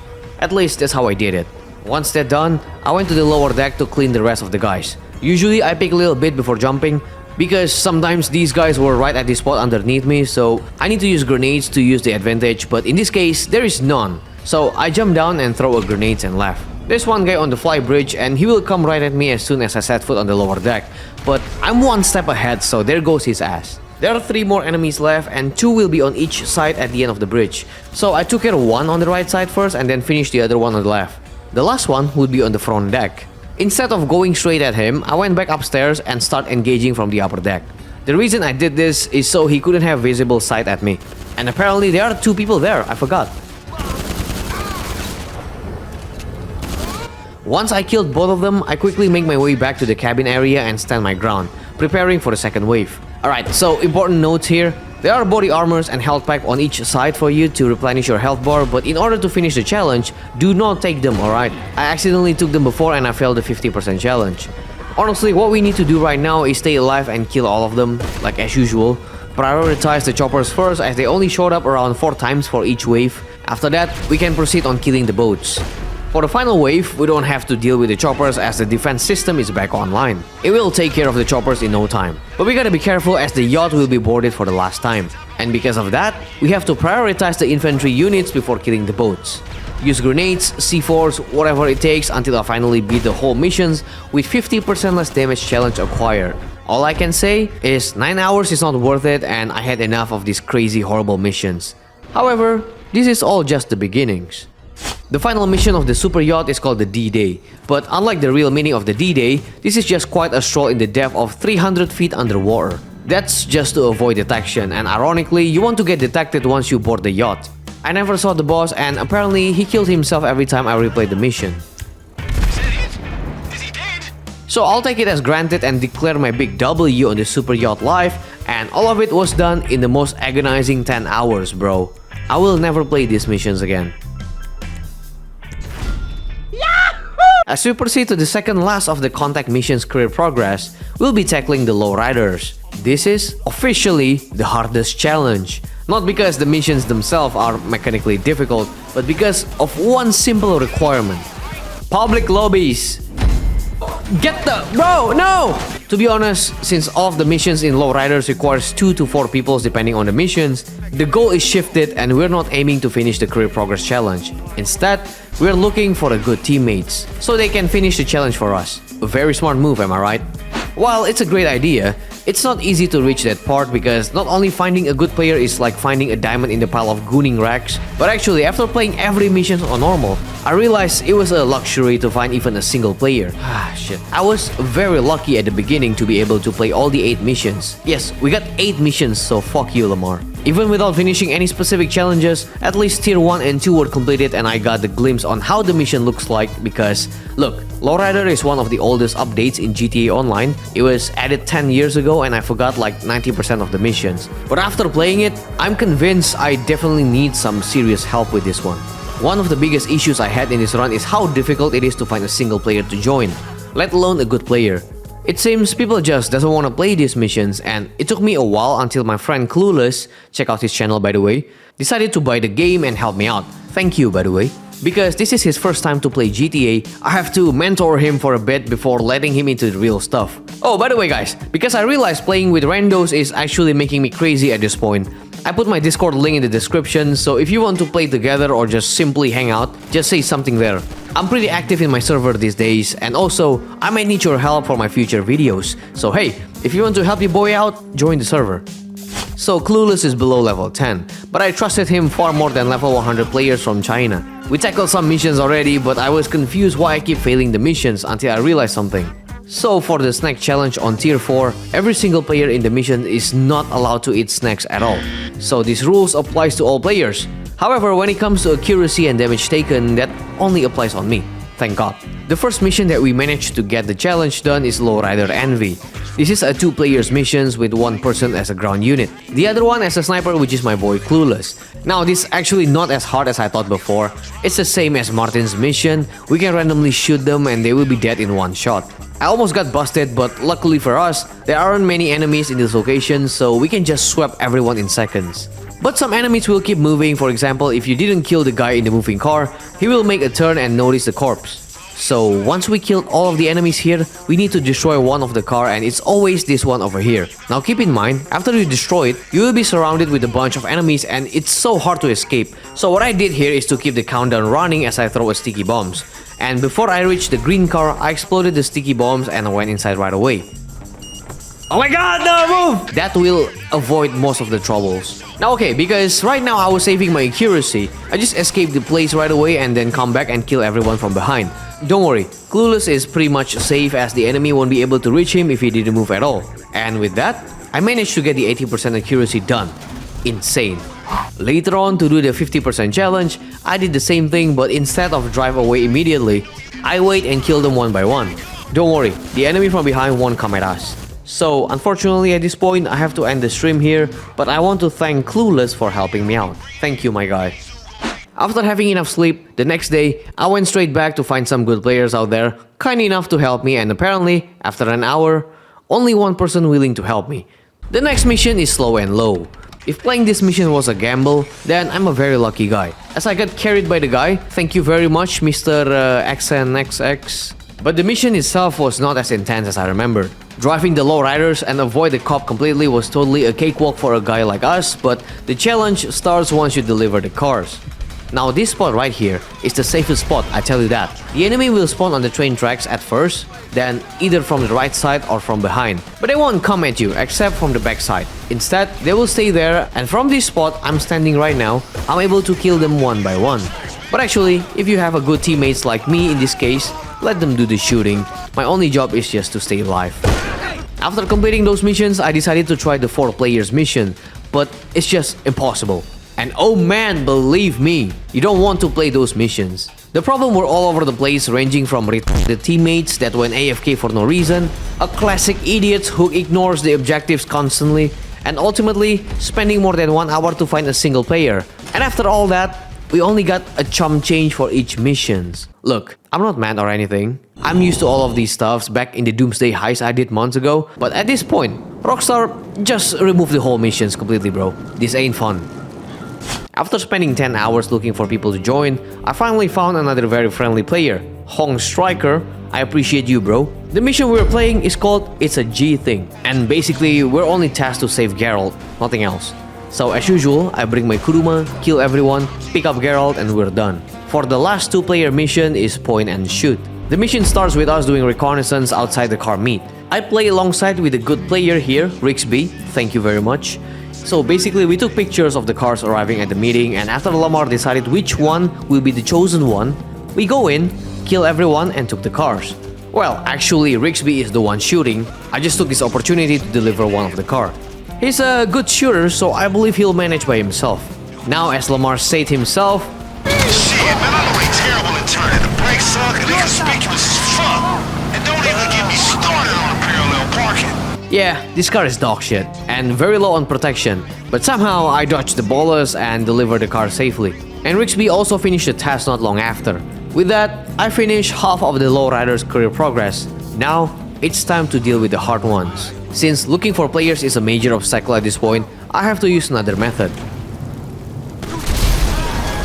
I scoured through a bunch of communities from Discord servers, Facebook pages, and even my family group chats. Eventually, I found a few good people that are willing to help me. 5 of them. Most of them do not want to get mentioned in this video, but I team up with someone called NotTheRealSpartan. He's a fellow Indonesian YouTuber, so shout out to him for helping me. Thank you, bro. Belum start recording lagi tadi, untung ya. Hati-hati loh. Itu sesuatu yang lebih penting daripada semua ini. Since most of them are at level 1 because they bought the game to play with me, oh man, they're actually really nice. So at least to faster the learning process, I gotta mentor them once again. And now after I teach them the essentials, we can start playing the first mission, the community outreach. Pretty much easy at first, as we just drive by the entire complex, but at the end of the missions though, things are harder than I expected. Chill, belum siap gua. Sabar. Wow! So because it seems they're still on lower level, they don't have a lot of HP to begin with. And also, I did some oopsies by myself. So we worked our way around and we found a good spot to park our car so it wouldn't get destroyed like the last time, while also having the efficiency to get away for later. I also told them to use the homing launcher instead to buy us some time and killing as many as we possibly can with explosions. While I seems to be doing nothing at the time, I still throw a bunch of grenades to get a few collaterals. Apparently we did it, and the only thing we have to do is escape. Nodi was a good shooter though, I'm surprised. And guys, I think I finally found a perfect crew. Second mission is Funeral Party. Honestly, this one took a while since we were forced to use pistols only at the shootout at the end. I mean, not the issue for me since I've been using pistols for a while, but they struggled a lot. The plan is simple: infiltrate the funeral, kill everyone, and steal the hearse. However, in reality, there are 2 stages of difficulty here. The first one you saw before, the first shootout, and the second one is the escape part. But let's start from the beginning. So we are stealing one of the funeral car near the gas station. That, of course, after killing the guests though. But that wasn't the problem, as we only point our gun through a small gap of Kuruma's window, so it's pretty safe. Once we got the car, we join the convoy and follow them for a long ass time. You cannot skip this part, unfortunately. But right after arriving, the cutscene appears and the shootout is inevitable. However, this can be prevented. After I park the car, I have to pull out the interaction menu and call my Kuruma. With that, the cleanup is gonna be very easy. Now we're moving to phase 2, the escape. At this point, I'm relying 100% on my teammates to take care of the hearse and also themselves more importantly, because not much I can do. I'm only driving my Kuruma so I can keep that 50% challenge completed, and also I'm not gonna shoot much for the 80%. That's right, I have to be an egotistical maniac for a moment, but I'm still gonna provide them some covers whenever needed. And even though this part was really hard as they can get killed pretty easily considering their levels, but at the end, we managed to finish this mission. Wah, gila ya, gak bisa. But at the end, we managed to finish these missions with me completing the challenge as well. Wah, selesai, wait. Moving on to another painful mission, Desperate Times Call For. And just like the title, it was almost a desperate time.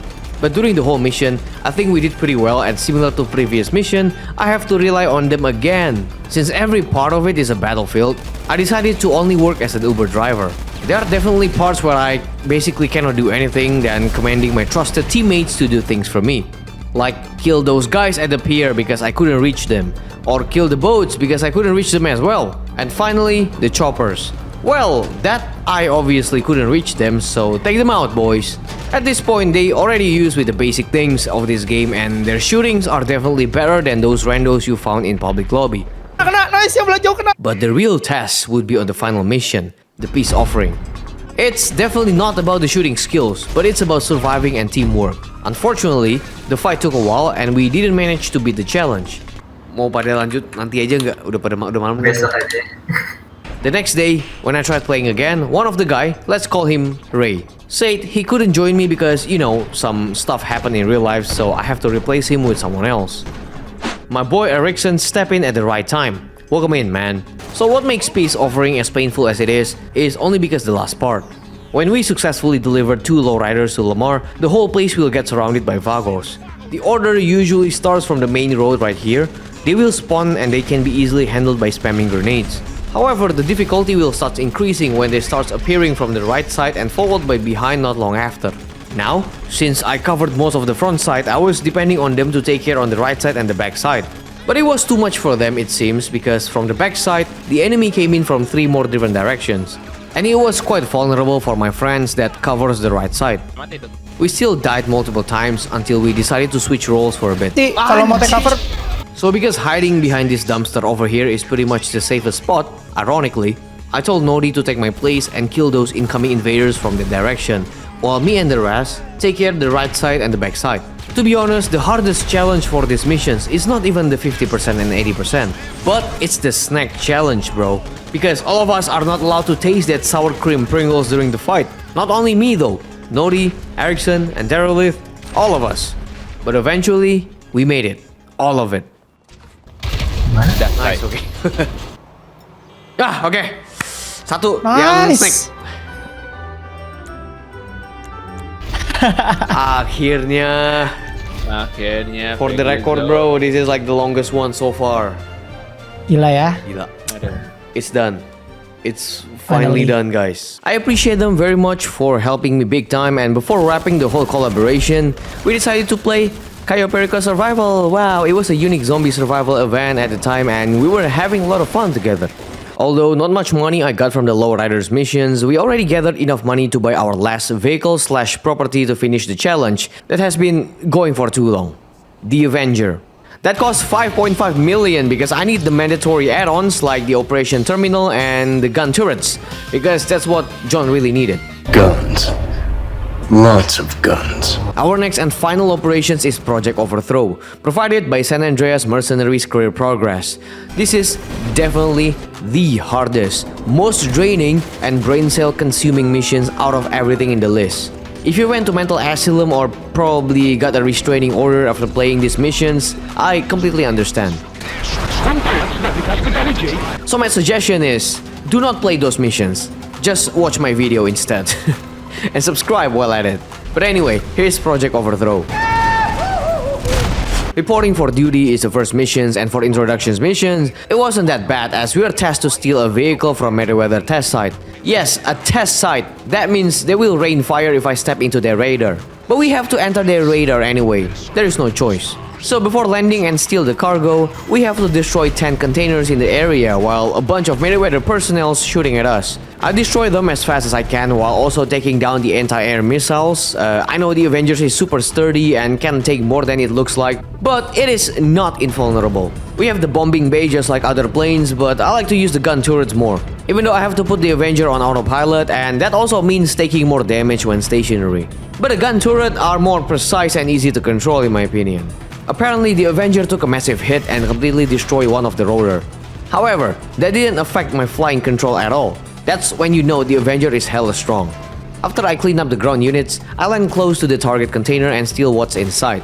It was a Draugr. And to deliver the cargo, I just have to drive the Draugr to my Avenger and fly away. So the Avenger was bugged the entire missions to the point that I cannot even enter the vehicle at all. How can I get inside, bro? But this was solved quickly by stealing a car and drive it near the Avenger. I played this mission on hard right away and completed almost all of the challenges, except the 50% one. Later on, I replayed the missions on normal difficulty because... on easy. Because you don't want to play it on hard, believe me.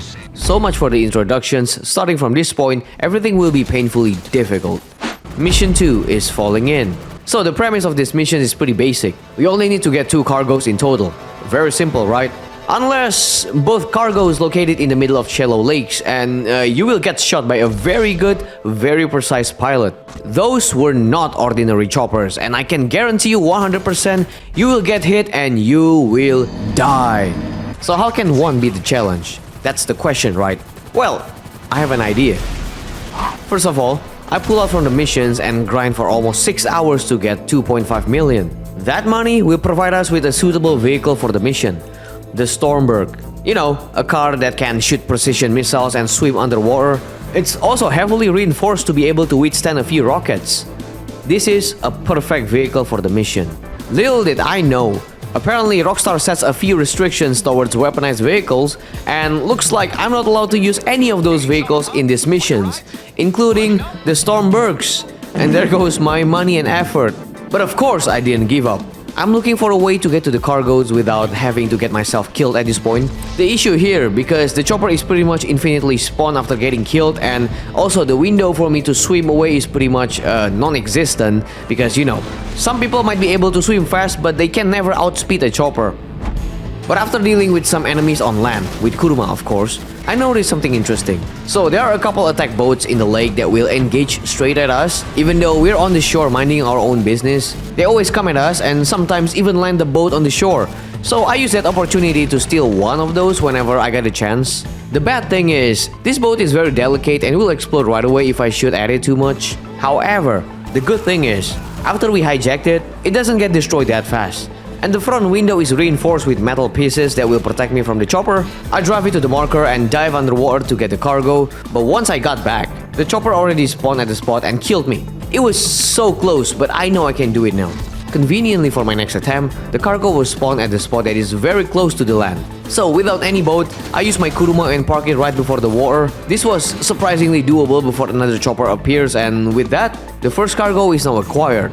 The second one is pretty simple in my opinion. Once I arrive, I kill every single existence in the area, wipe them clean before landing my beautiful yet complicated Avenger on the ship. The cargo is right below the ship.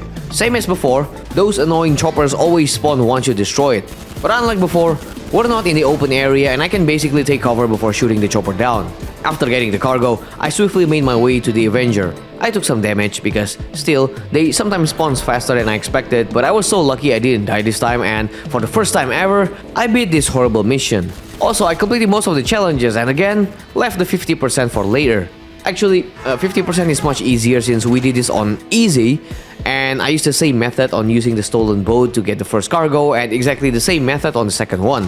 On easy, everything seems to be more lenient and not as ruthless as before, so we can worry less about the choppers. On parade seems to be like the missions that got ripped from the flight school updates. The whole mission was basically a test flight for the Raiju and going for the high score on the shooting contest that pretty much irrelevant. I got 103 for the score and even Charlie praised me for that. Very easy missions and let's move to mission 4. I'm joking, of course it's not gonna be that easy, right? The thing is, you don't actually need to do the high score, man, at all. Just hit one and go AFK. After doing the high score, we engage with Merryweather once again. I will avoid the Avengers at the time because I need to kill the jets and the chopper first. The issue with the Raiju is the missiles have a very weak tracking that will have higher chance to miss. It got no problem on the dogfight with another jets as long as we're behind them, but the chopper, I gotta shoot them head on to hit them directly. Because if I miss my shots, even with missiles, that still counts as failing the 80% accuracy challenge. But the biggest issue is not the entire fleet, it's the Avengers, 2 of them. So one of them will randomly destroyed out of nowhere, thank god. But the second one, oh man, that armor is so immaculate. No matter how many times you shot those missiles, it won't budge. The Avenger can also shoot missiles and they were very inconsistent. I cannot predict where it will go and looks like it took 5 minutes to fight a single Avenger while avoiding getting smoked by the missiles. But eventually, I lost this endurance battle. I couldn't find a way to cheese the fight at the moment because those health bar is unreal. I brought them to the military base, forced them to land, get them stuck on trees and buildings, none of them working. But I could lead them into complicated situations where they got stuck by the buildings and slowly killing them.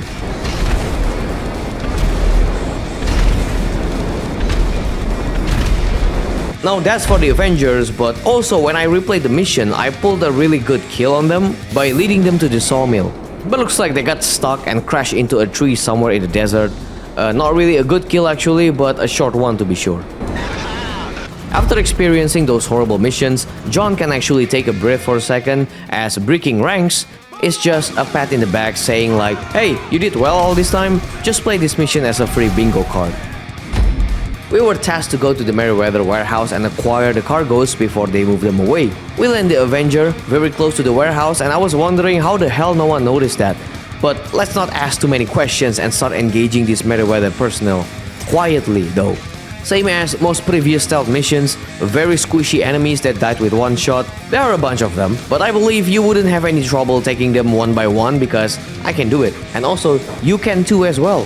In front of the warehouse, 3 guards are standing by, but of course with my quick draw, all of them are quickly neutralized. Inside, there are a few more, and obviously before collecting the cargoes, I gotta take them down. Okay, so to locate the cargoes, they look like a regular box, and it's like a navy cargo with a glowing light blue on the top of it. The warehouse is so small, so you should be able to find them all. If you still can't, consider deleting the game. Anyway, putting all those precious cargoes we got to a Rampo and get out from here. There's one guy outside, but even if you walk away, he ain't gonna chase you, so that's that. But everything is not gonna be as easy as you thought. Our Avengers got toast, but I saw that from miles away, so we have to deliver the cargoes manually. Now, this can be the hardest part of the missions, not because of the jets, we don't care about that, but I'm more concerned about the Merryweather Enforcer that spawn on the streets. The best method we can do is to avoid the road completely, even though it's still hard enough as they shoot like crazy and Rampo's window can only hold so much. Now, what I did here is for the 80% accuracy, and I didn't care much about health bar as long as John is still breathing, but later on, I switched to easy and beat the 50% easily. Very smart, right? Once again, we have to save Avi Swartzman. Remember him from the Pacific Standard heist in 2015? This time we got a taxi ride from P.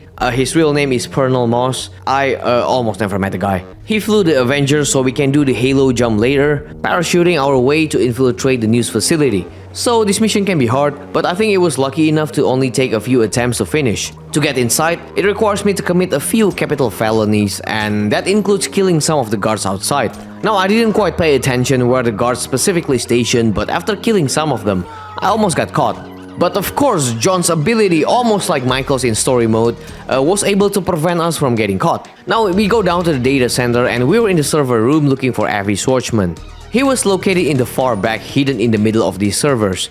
I was approaching very carefully because some enemies didn't get detected in the minimap until I get close enough to them. And I'll tell you, there are a lot of them and I didn't even count.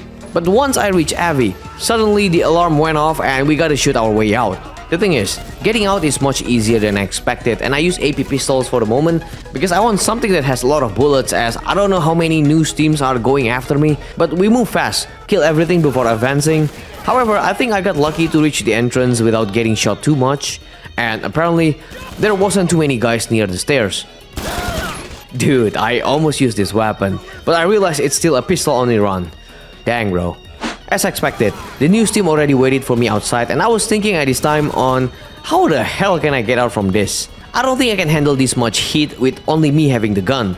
But after looking around for a bit, I have a bright idea. First of all, I called my Kuruma and see where it spawned. It was just outside the facility, and I went to the backside to see if there's another way to avoid the shootout.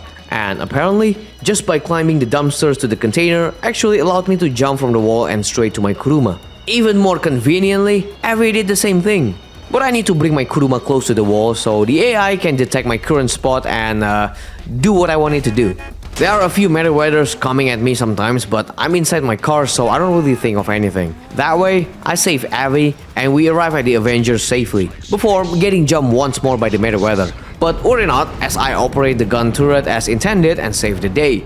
And that is the end of the mission. We are at the end of the journey. The last mission. I know throughout the video I said this mission's hard, that mission was the hardest, but because this is the last missions out of all career progress, I can say this now. this is the hardest, no joke, no lollygagging, the hardest mission out of all career progress missions. From Cluckin to San Andreas Mercenaries, this is the hardest mission. Shock and awe. But maybe there are a few questions. Why is it hard? Which part make it the most infuriating? All of it. From beginning to the end. And because we basically Ramboing our way through and we have to went through the entire battalion, and even some of them keep spawning if I didn't keep moving. And you don't even know with the car that I have to manually push by myself, but okay, I beat the challenge at the end. All of it. So let's break everything down. The first challenge I did is the snack challenge. Forget everything about accuracy or damage taken. All you need to think is survive. I'm serious. We started in the Avenger as usual, and upon arriving, Charlie will blew the chopper down below, but he didn't kill anything, I tell you that. So the objective is to land the Avenger on a specific spot on the dock. But because there are a bunch of alerted enemies thanks to Charlie, I got close, but before landing the Avenger, I used the turret and kill as many as I can. There are a lot of them on the left side, but there is one on the right side that somehow can spawn another one later on, so pay attention on that side. Once I felt I killed everyone on the entrance, I stepped out of the Avenger and went straight inside, looking for cover. Now from this point things gonna get messy and we will progress very slowly and carefully. Shoot everything on sight, look at the minimap constantly, and keep in mind there are a lot of enemies on the left side, but I suggest to take cover on the left side because there aren't much covers on the right. Besides, the enemy upstairs across the water will keep spawning until you reach a checkpoint upstairs. So we gotta check on the spot frequently. If you survive until this point, congrats! Things gonna get harder from now on. Some enemies will come at you from the front, but I got John here doing the shooting, so I don't really worry about that. But what I worry is how we can get through this without having to get hit at all. But no, it's another problem for later on. For now, survive, Spartan. And you too, John. I got up upstairs, and before entering the control room, we gotta destroy the jammers, located in all over the area. At this point, no enemy will spawn, so get comfortable and destroy all of them.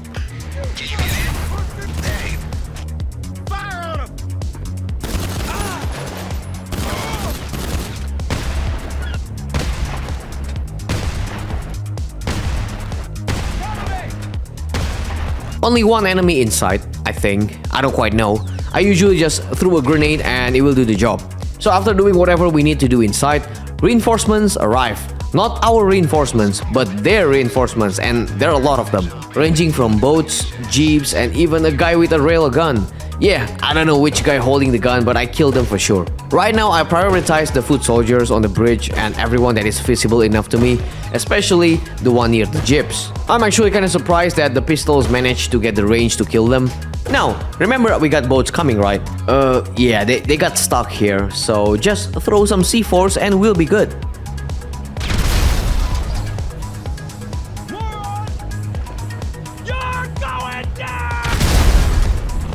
Alright, for the final part, the hardest one, for real. We gotta deliver the cargo by pushing it to the Avenger while everyone's rain fires at us. Insane job, Rockstar. Now, both sides, the left and the right, will have enemies spawning constantly, but compared to before, we have to pay attention to the to the left side now because we're actually going back, as they have sight on us every time. But the right side, however, the enemy ain't moving from the spot, and if you move fast, they got blocked by the submarine.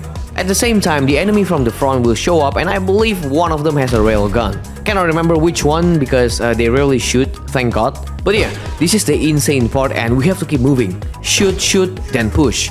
Take cover. Shoot, shoot, then push. Shoot, shoot, then push. Take cover. Shoot, shoot, then push. Take cover again. Do that a few times until we arrive at the Avenger. Then, all we have to do is leave. Oh my goodness gracious. And I did the mission again, to complete the 80% and 50%. To be honest, I don't have any strict advice for the challenges. Even when playing on easy, it's still quite bad, especially the 50% damage taken. It really took me multiple attempts and I almost gave up. But luckily, I didn't. And I did the same thing for the 50% and 80%, same method. But just because RNG is one of the biggest factor in the whole mission, I made it. Well, you know what, after watching and thinking back, I did have one advice for this mission. Bring your friends, because doing it alone took me almost 15 hours. That is the story of Mr. John Wick in GTA 5 Online. All 9 contact missions career progress is now done. in total of around 160 hours in-game, and with $40 million income.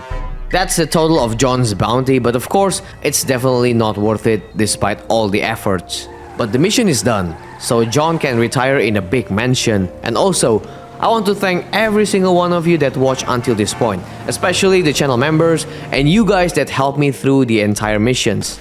Thank you from the bottom of my heart. So, I guess it's time to make a new GTA video after this. Sorry, this one took a while. Oh, before the video ends, check out the product tags in the descriptions. Look something you might need. And yeah, I gotta mention this because my manager told me, and join the membership as well, so I can keep making videos like this. Alright guys, I'll see you next time. It's called capitalism.